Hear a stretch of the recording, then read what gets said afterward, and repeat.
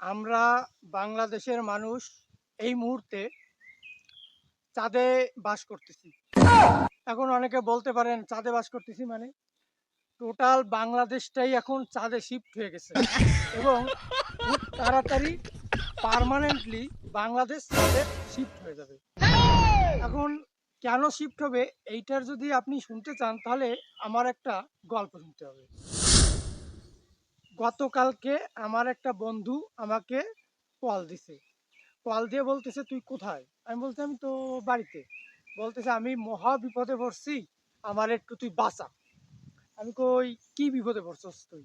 বলছে অমুক জায়গায়, মনে করেন আমার বাড়ি থেকে 1 কিলোমিটার দূরে হবে। তো আমি গেছি, যাইয়া সুন্দর মতো দেখি সে বাইকের উপর বসে আছে। তো আমি বললাম কিরে কি হয়েছে তোর, বাইকের উপর বসে রয়েছিস কেন?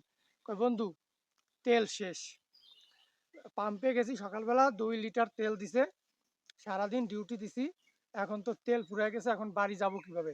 গাড়ি তো এখানে থুয়ে যাওয়া যায় না। তখন কি আর উপায়, বন্ধু বিপদে পড়ছে, সাহায্য তো করতে হবে। বন্ধু বাইকের উপর রইছে, আমি পিছন দিয়ে ঠেলছি, আমার কষ্ট হয়ে গেছে, আমি বাইকের উপর বইছি, বন্ধু ঠেলছে, এইয়া করতে করতে 1 কিলোমিটার ওইভাবে বাইকটা এনে বাড়িতে রাখছি। এখন বিষয় হচ্ছে আমার বন্ধু 2-3 কিলোমিটার দূরে আমাদের এইখান থেকে তেলের পাম্প, সেইখানে যায়, গিয়া তেল কেনে, তাও 2 লিটারের বেশি তেল তো কিনতে পারবে না, মানে 200 টাকার তেল কিনতে পারে, তাও 2 লিটার হয় না, 200 টাকার তেল দেয়। এখন ওই তেলটা ভরে, এরপরে বাড়ি আসে বা ডিউটি করে, মোটামুটি 200 টাকার তেলে ওর ওই যে তেলের পাম্পে যাইতে আর বাড়ি আসতেই তেলের অর্ধেকেরও বেশি চলে যায়। এরপরে যেটুক বাঁচে থাকে সেটুক আর ডিউটি করার মতো থাকে না, ওই মাঝপথে যায় তেল শেষ হয়ে যায়। মানে খুবই খারাপ অবস্থা আমার বন্ধুর। মানে মানুষ বাইক কেন কেনে? তার প্রয়োজনের দরকার হবে, তার আহ, কাজে লাগবে, সেই জন্যই তো সে বাইকটা কেনে। এখন বাইকটা কিনছে তার কোনো কাজে আসতেছে না, বরঞ্চ ওই বাইকের জন্য তার দিনের অর্ধেক সময় নষ্ট হচ্ছে।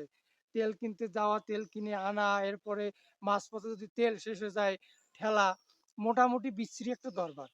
এখন বাংলাদেশে কিন্তু একটা ট্রেন্ড চলতেছে কি, ট্যাঙ্কি খুলে নিয়ে চলে যাচ্ছে পাম্পে, তেল ভরে নিয়ে চলে আসতেছে, কারণ বোতলে তো আর তেল দেবে না পাম্পওয়ালারা। এখন আমার বন্ধু করছে কি, আজকে সকালবেলা ওই ট্যাঙ্কি খুলছে, ট্যাঙ্কি খুলে নিয়ে গিয়ে তেল ভরে আনছে, এবার ট্যাঙ্কি জোড়া লাগাইছে। মোটামুটি দিন শেষে পেট্রোলের অভাবে বাংলাদেশে এই মুহূর্তে সার্কাস চলতেছে এবং দুর্বিষহ একটা জীবনযাপন মানুষ করতেছে। আবার কেউ কেউ এইটারে নিয়ে খুব ফানি কন্টেন্ট করতেছে। মানে বাংলাদেশটা এখন এমন হয়েছে, মানুষ বিপদের ভিতরেও এখন অনেকে ফানি কন্টেন্ট তৈরি করে, বিপদের মধ্যেও মানুষ আনন্দ ওটা খুঁজে নেয়। মানে বাংলাদেশের বিনোদনের কোনো শেষ নেই। পাম্পে তেল নেই, 100-150 জনার সিরিয়ালের পরে গিয়া পাম্পে গিয়া 200 টাকার তেল পায়, যাতে ট্যাঙ্কির একটা কোনাও ভরে না, যাতে 3 কিলোমিটার 4 কিলোমিটার যাওয়ার পরে তেল শেষ হয়ে যায়, তারপরেও মানুষের বিনোদনের কোনো শেষ নেই। যাই হোক, এখন আমি ভিডিওর শুরুতে বলছি আমরা চাঁদে আছি। হ্যাঁ, আমরা সত্যিই চাঁদে আছি। 2 দিন পরে আমাদের দেশে বিদ্যুতের খুব অভাব পড়বে। আপনার ভারত সরকার যদি ডিজেল না দিত তাহলে এখনই বিদ্যুৎ থাকতো না। তো আমাদের দেশে এই মুহূর্তে পেট্রোল নাই, বিদ্যুৎ থাকবে না।